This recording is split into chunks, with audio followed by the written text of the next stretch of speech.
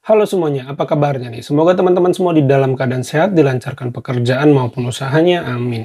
Ya, banyak sekali pendukung Gibran yang merasa Gibran menang pada debat kemarin.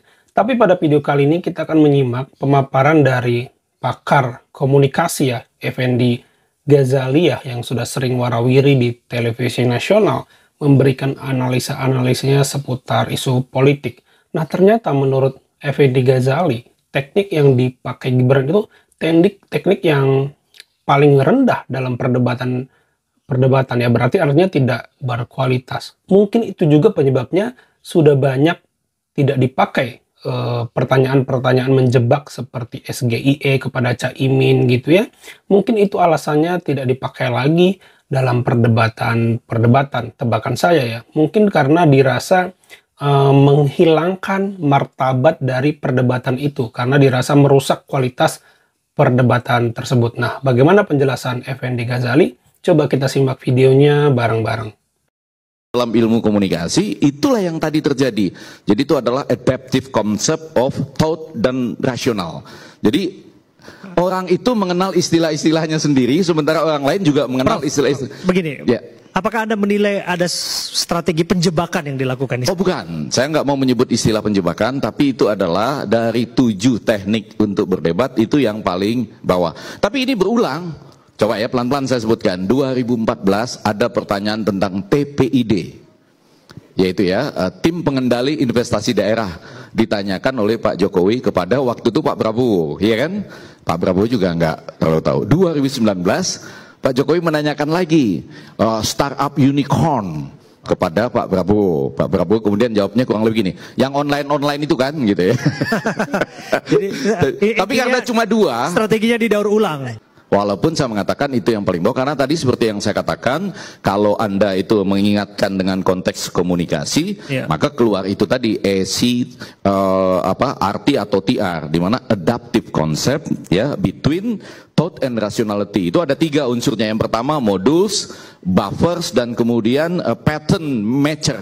Jadi bagaimana kita melihat hal-hal di sekeliling kita lalu kita sodorkan kepada orang lain gitu. Ada berapa nanti nih kan nih Pak Yosua Pardede ada di sini. Ada berapa sih istilah ekonomi? 1000 lebih. Lebih, Prof. 2000, 3000? Mungkin lebih. Anda pasti bisa melemparkan salah satu istilah yang saya pasti nggak tahu ya. Hah?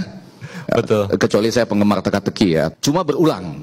Dan tergantung bagaimana orang lain atau penampil lain menanggapinya. Kebetulan Mahfud punya kesempatan di babak selanjutnya untuk mengatakan. Padahal istilah hukum banyak ya, Prof ya? Iya. Bang, coba kalau misalnya Prof Mahfud nih sambil agak sedikit nakal juga mengatakan itu nanti akan diatur di dalam Rekstakukakunbung gitu misalnya ya, yang artinya itu akan diatur dalam semacam peraturan perundangan yang juga tidak diketahui oleh penampil. Kenapa saya angkat jempol saya untuk penjelasan Pak Effendi Ghazali? Dia 2 kali menyebut bahwa teknik-teknik yang dipakai Gibran itu yang paling bawah. Ya artinya tidak dari 7 tekniknya, saya nggak tahu apa di atasnya, tapi yang jelas paling bawah artinya teknik yang paling tidak berkualitas dan kemungkinan besar sudah lama ditinggalkan oleh debaters atau forum debat resmi. Karena apa? Ya mungkin dirasa hanya punya unsur menjebak saja, tidak ada keuntungan lain dari pertanyaan itu selain menjebak. Seperti yang saya sudah bilang di video sebelumnya atau yang dikatakan Pak Effendi, bayangkan kalau Profesor Mahfud menyebutkan bla bla bla bla istilah hukum yang Gibran dan penonton saja mungkin nggak tahu. Kutip saja 1-2 kata istilah Belanda yang jarang sekali diungkapkan. Mampus nggak tuh forum? Rusak nggak tuh forum? Rusak. Jadi hilirisasi ini sebenarnya sebuah skema Ponzi menurut saya ya. Dalam arti gini, kalau kita lihat yang namanya perusahaan-perusahaan smelter dari luar negeri itu kebanyakan dari Cina datang ke Indonesia, lalu kemudian membeli dengan sangat murah nikel kita yang diambil dari tambang, kemudian mereka olah, lalu kemudian mereka ekspor dibawa ke Cina. Ada 2 masalah kenapa hilirisasi ini itu tidak menguntungkan Indonesia. Pertama adalah bahwa kalau kita lihat hilirisasi nikel yang selama 2 tahun itu hanya menghasilkan pekerjaan sebanyak 77.000. Seluruh proyek hilirisasi. Sementara yang membutuhkan pekerjaan di Indonesia itu ada sebanyak 9 juta orang. Jadi ini sangat timpang.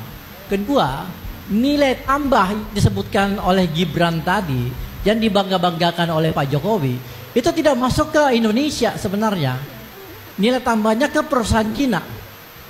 Yang kemudian mereka dijual keluar, yang kemudian kita hitung sebagai ekspor kita. Tapi duitnya itu masuk ke perusahaan Cina. Sebenarnya itu. Jadi mereka beli nikel murah, cuma $30, ya. Lalu mereka olah, mereka jual ke luar negeri $90. Nah, $60-nya itu masuk ke perusahaan Cina. Yang kemudian mereka bawa. Nah, kalau kita lihat secara konsep, hilirisasi ini itu tidak membantu Indonesia untuk melakukan industrialisasi. Kenapa? Karena hilirnya itu bukan di Indonesia, hilirnya itu di Beijing. Jadi mereka bawa nikel yang sudah jadi, itu mereka bawa ke Beijing, ke Shenzhen, ke Guangzhou dan sebagainya untuk diproduksi, untuk dipakai dan diproduksi sebagai mobil listrik yang kemudian dikirim ke Indonesia dan kemudian dibeli oleh orang-orang Indonesia melalui subsidi, dengan subsidi yang diberikan oleh pemerintah sebesar 70 juta per unit gitu. Jadi mereka itu mendapatkan keuntungan berlipat-lipat ganda. Sementara nilai real yang kita dapatkan itu cuma nilai real dari nikel mentah yang kita kasih ke perusahaan smelter. Jadi hilirisasi ini menurut saya sebuah penipuan skala besar. Yang kemudian dijadikan kebijakan nasional dan dijual sebagai alat propaganda politik Pak Jokowi. Oke, kalau tadi dia bolak-balik nyinggung hilirisasi digital itu apa maksudnya? Di dunia ini yang namanya hilirisasi digital itu tidak ada. Saya seorang akademisi dan saya belajar tentang teknologi. Namanya hilirisasi digital itu buatannya Gibran aja tuh. Oke. Nggak ada yang namanya hilirisasi digital. Yang ada itu adalah digitalisasi. Ya, saya sepakat ya pada bagian hilirisasi digital. Saya juga pas dengar Gibran tuh bingung. Kalau hilirisasi nikel, hilirisasi tambang itu jelas. Artinya diproduksi di dalam negeri, tidak diekspor dalam bahan mentah, tapi kita mengkreasikan nilai baru, mensuntikkan nilai baru pada barang mentah tersebut agar nilainya lebih mahal, menyerap tenaga kerja, lalu diekspor. Clear, jelas. Itu namanya hilirisasi. Bicara hasil tambang yang mentah, disuntikkan nilai tambah baru sehingga lebih mahal dan menyerap tenaga kerja dan tenaga-tenaga terampil. Kalau hilirisasi digital ini, saya sepakat apa itu sebenarnya? Sejauh ini yang ada itu digitalisasi. Orang yang tadinya bayar fisik cash, sekarang bisa bayar pakai e-money. Misalnya orang yang tadinya harus pesen ojek offline, digitalisasi, sekarang bisa pesen online. Jadi semuanya itu yang tadinya secara tradisional, cara kerjanya lewat handphone pun bisa. Itu yang dimaksud digitalisasi gitu ya, kurang lebih secara praktis. Nah, tapi kalau hilirisasi digital ini bagaimana? Apakah kita bikin merek handphone sendiri? Itu pun nggak bisa hilirisasi. Karena apa? Chip sekarang hanya ada dari Snapdragon, MediaTek di Taiwan, Amerika punya Snapdragon, Samsung aja masih pakai Snapdragon punya Amerika. Artinya apa?